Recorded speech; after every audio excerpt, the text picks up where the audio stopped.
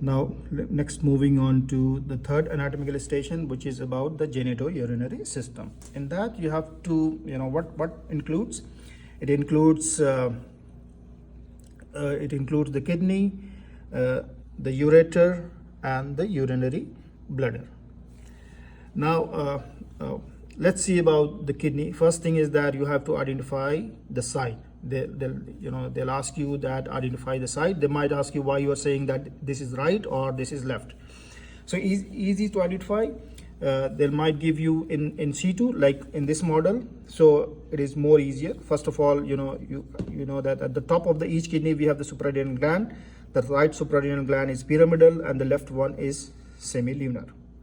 Another thing is that on the right side you will see the inferior vena cava, and on the midline you will see the abdominal aorta. Right kidney is slightly lower than the left because of the presence of the liver.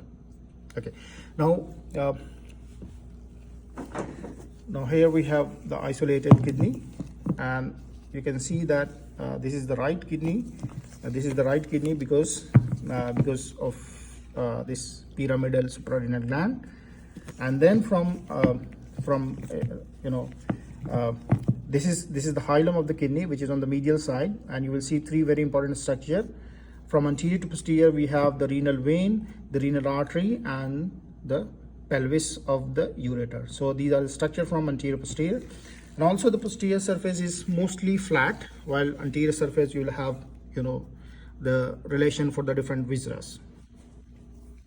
So this is the first thing they are going to ask you about, identification. The next, moving on to, they might ask you about the identification of the different parts of the kidney. So you have to say they have the upper pole, the lower pole, the lateral border, the medial border, and on the medial border we have the renal hilum, through which the renal vessels and the pelvis enter inside the kidney.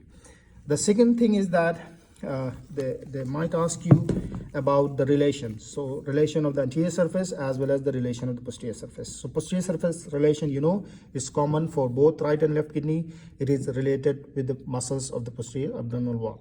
The anterior relation is different on the right side and the left side, so you have to know about it. Right side we have the right suprarenal gland, left side we have the left suprarenal gland. Similarly on the right side we have traversing the hilum, we have the second part of the duodenum, then we have the liver and the coils of the ileum. Similarly on the left side they'll ask you about the stomach, pancreas, spleen, and the coils of the jejunum. So one important thing is that regarding the anterior relation is that there are some structures which are retroperitoneal.